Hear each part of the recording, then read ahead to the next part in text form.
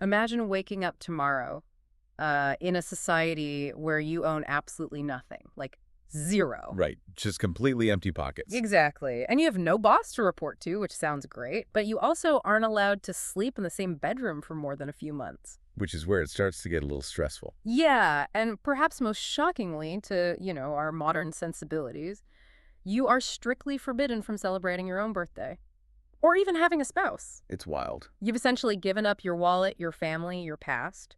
But in exchange, you never have to worry about a bill, a mortgage, or starvation ever again. Welcome to the deep dive. It honestly sounds like the setup for a dystopian sci-fi novel, right? Like something out of a movie. Oh, totally. But what we're actually unpacking today is a real, incredibly detailed manifesto from 2013. It's by an author named Zui Feng. Right. And it outlines this massive architectural blueprint for a utopian society called the Second Home. Which was created by an organization called Life Genuine. So our mission for this deep dive is to get into this one specific, very dense document called 8 Characteristics of the Communist Community. And it is dense. Very. And before we even crack the spine on this thing, we really need to set some ground rules. Because this text leans heavily on communism, obviously, but also on, major world religions and ancient philosophies. It's a huge melting pot of ideas. It really is. So, to you listening, we just want to be super clear. We are not taking sides here. We aren't endorsing any of the politics, and we aren't condemning the theology either. Exactly. Our role today is purely as impartial guides. We're just looking under the hood of this historical document objectively to see how it tries to engineer this entirely new way of living. Right. So the ultimate mashup, the foundational claim of this text is just staggering. It doesn't just say, hey, here's a fun thought experiment. Oh, no. No. Sofeng claims the Second Home is the living, successful culmination of 2,000 years of failed human utopian experiments. 2,000 years. Yeah. He explicitly writes that the road to this community was paved with the blood, tears, humiliation, and hardship of its predecessors. And the list of those predecessors is where my mind just kind of melted. Oh, the inspiration list. Yeah. It claims this blueprint is inspired by Jesus Christ, Buddha, Laozi, Prophet Muhammad, Plato, Confucius, and then it just pivots to Karl Marx, Friedrich Engels, Lenin, Mao Zedong, Robert Owen, and Charles Fourier. It's quite a dinner party. I mean, try getting that group to agree on what to order for lunch, let alone, designing the sociological framework for all of human existence. Right. Synthesizing those conflicting worldviews seems literally impossible. You have ancient mystics who wanted total ascetic detachment sitting right next to hardcore materialist revolutionaries. It's a wild combination. Okay, let's unpack this. How do they actually manage a society built on so many completely different philosophies? Well, the text claims to unify them under one single guiding principle. They call it the way of the greatest creator, or sometimes just the way of nature. The way of nature. Yeah. And this brings us to the first characteristic, which completely changes how they govern. They operate on a concept the author calls holographic management. Okay, I have to stop you there because holographic management sounds like, I don't know, a terrible buzzword from a tech startup in the year 2050. It really does. What does holographic actually mean when you're talking about running a society? Okay, so think about the actual physics of a real physical hologram. Okay. If you take a holographic glass plate that has an image of an apple on it, and you smash that plate into 100 pieces. You just get broken glass. Right, but in a hologram, you don't get 100 fragments of an apple. Every single individual shard, no matter how tiny, contains the complete, fully intact image of the entire apple. Oh, wow. I actually didn't know that. It's super cool. Hmm. But the author applies this exact principle to sociology. In the Second Home, there's no management. There are no leaders, no managers, no offices, no hierarchies at all. Wait, none. None. Every single person is essentially a holographic fragment that contains the whole authority of the community. Everyone is equal. Everyone is a master. So it's like a massive group project where absolutely no one is assigned as the project manager. Basically, yeah. But I mean, human nature kind of dictates that when everyone is in charge, no one is actually in charge. The classic tragedy of the commons. Exactly. How does anything actually get done without the whole thing devolving into total chaos? Like, if there's no performance reviews and no paychecks to dock, who scrubs the toilets? It's a great question. And the manifesto actually anticipates that exact logistical nightmare in characteristics 2 and 3. Their solution is a totally new economic engine. Okay, how does that work? First, they eliminate the main catalyst for hoarding and corruption. They eradicate private property entirely. Zero personal belongings. Zero private money. Wow, literally nothing is yours. Everything belongs to the community. You just take what you need without extravagance. But if I can't earn a bonus or, buy a nicer house, I'm definitely not working 60 hours a week. And they don't want you to. Instead of financial incentives or the fear of getting fired, they use what is basically a best effort economy. Best effort, like a participation grade. Kind of. Yeah. The blueprint acknowledges that humans just have wildly different physical and intellectual capacities, right? Sure. So as long as you put in your best effort every day at a task you're genuinely capable of doing, the community fully supports you. So if my absolute best effort is just like sweeping the courtyard for a couple of hours, And someone else's best effort is doing complex structural engineering. we both get the exact same stuff. Exactly. The same access to all community resources. There's no forced uniformity in the work itself, just in the reward. I really want you, the listener, to pause and think about the psychological shift there. Like, think about the underlying hum of anxiety you feel when you check your bank account or worry about paying rent. It's exhausting. It is. That fear of ruin, of failing to keep up with the Joneses. But in this society, the Joneses own exactly as much as you do. Nothing. Right. That invisible whip of capitalism is just gone. So if you remove the fear of starvation, the motivation to work theoretically shifts from panicked self-preservation to just naturally contributing to the group. Exactly. The community becomes your only life support system. Yeah. So maintaining it becomes as natural as, feeding yourself. Okay, but here's where it gets really interesting. Because giving up your wallet and your private property, a lot of utopian communes have tried that throughout history. Sure. Where this text takes a massive radical departure into like deep psychological engineering is what it demands you give up next. It's not just your bank account. No, it's far more personal. It's your family. Yes. Characteristic 4 mandates the complete abolition of marriage and the nuclear family. And that is the line where I think most people would just slam the book shut and walk away. Oh, absolutely. I mean, we are evolutionarily wired to protect our kin. To say no marriage, no family unit, that's a total rewriting of human biology. It is. But what's fascinating here is the why behind it.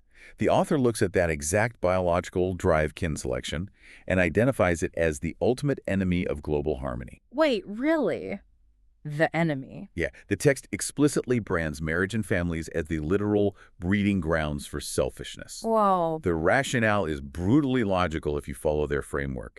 Because we're biologically wired to want the best for our specific child or our specific spouse, we will hoard resources, exploit the environment, and step on other people just to ensure our tiny biological unit survives. That brings up a really fascinating historical parallel. This echoes all the way back to ancient Greece. Oh, Plato's Republic. Yes. In the Republic, Plato proposed that the guardian class of his ideal city shouldn't have private families. Children were supposed to be raised communally, so no parent knew their biological child, and no child knew their parents. The idea being that if anyone could potentially be your family, you'd treat everyone with that deep loyalty. Exactly. And the second home applies that Platonic ideal literally. The community itself absorbs the role of the parent. From the moment of birth, children are raised and educated by the collective. And it goes for the other end of life, too. The elderly are cared for entirely by the collective. There's actually a sentence in the text that stood out to me. It says, parents no longer worry about their children, and children no longer worry about their parents. It's a huge attempt to forcefully expand human empathy. But they enforce this detachment with some extra societal rules that are just, they go way beyond abolishing marriage. Oh, yeah, they get very specific. They explicitly forbid one-on-one exclusive romantic relationships. And my absolute favorite detail in the entire document, they don't even celebrate birthdays. The birthday ban is just the perfect micro-example of their macro philosophy. Yes, so. Well, think about what a birthday is. It's the ultimate celebration of the individual ego. It elevates one specific person above the entire collective for 24 hours. That's true. It's all about special attention and gifts. Right. So by eliminating birthdays, along with exclusive romantic pairings, the community is systematically starving the ego's desire to feel special or separate from the whole. Which brings us to characteristic 6, which is basically the ultimate equality reset. The blank slate. Yeah. The text says that when you walk through the doors of the second home, your past is erased. It does not matter if you have a PhD or if you're illiterate. Does it matter if you were a high-ranking official or a shepherd? Exactly. Everyone becomes a simple laborer. The community only values the present moment. You can't coast on past prestige. It's a profound leveling of social capital. Mm-hmm. But it also introduces a massive vulnerability into the blueprint. How do you mean? Well, if you strip humans of their family structures, take away their career ladders, and erase their past identities, you create this enormous psychological vacuum. And human nature usually fills that vacuum with tribalism. Exactly. If you don't have a family and you don't have a career ladder to climb, how do you keep people from getting incredibly bored or just forming tribal little cliques with their friends? Because informal hierarchies always emerge, right? Always. The cool kids sit at one table, the outcasts at another, and suddenly you have factions. Well, the manifesto actually identifies that exact threat. The author calls it the rise of warlordism. Warlordism. That's a strong word for a clique. Right. But the engineered solution to this is characteristic 8. And it is arguably the most radical part of the entire blueprint. The community exists in a state of enforced, constant change. It's like living inside a kaleidoscope that just never stops turning. That's a great way to put it.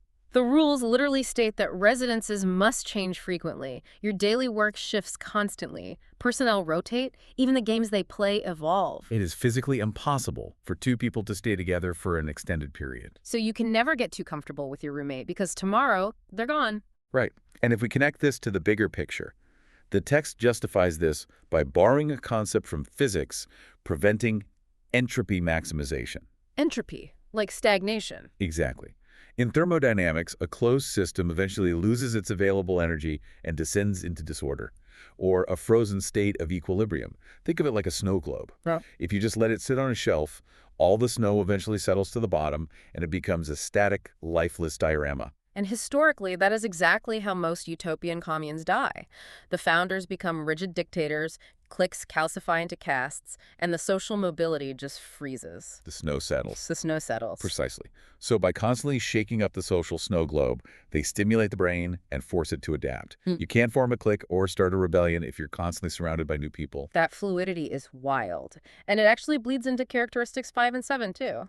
Despite all those heavy philosophical inspirations, Marx, Jesus, Buddha, they engage in zero political activities. And zero religious rituals. No idols, no holidays. They operate on what they call the principle of least resistance. Which ties deeply to the concept of dharma. But wait, how does dharma fit into a society that bans religion? Well, the text explicitly states, dharma sets no rules, it is ever-changing. So rather than clinging to rigid dogmas, they just adapt flexibly to the present situation. They flow around obstacles like water. And their primary physical focus is just protecting nature, insects, and birds. That's it. Just you, the collective, and the environment. No past, no future ambitions. So what does this all mean? When you zoom out and look at the whole thing, the text claims this model has essentially achieved a state where everyone is happy, free, and blessed. And the ultimate grand promise of the author is that by removing all these earthly attachments, money, family, permanent homes, ego, this is the secret to elevating life to the realms of heaven, becoming celestial in Buddha. Ending suffering by ending the attachments that cause it. Ex- And, you know, for you listening, when you're stuck in gridlock traffic or stressed about a credit card bill or just exhausted by the endless noise of modern life, the allure of that blueprint is undeniable. Oh, completely. The desire to just drop your burdens and sweep a courtyard while someone else worries about the grand design is a profoundly universal feeling. It sounds like a massive, deep exhalation. But it leaves us with a final, really lingering question to ponder. Yeah. The second home assumes that removing deep, exclusive personal attachments like a permanent partner, a family, or a lifelong best friend will eliminate human suffering. Right. But you have to ask yourself, does stripping away our exclusive, messy, heartbreak-inducing bonds actually elevate our humanity to a heavenly state? Or does it remove the very thing that makes us beautifully human in the first place? It's the ultimate compromise. You get a perfectly peaceful machine, but you might just have to leave your heart at the door.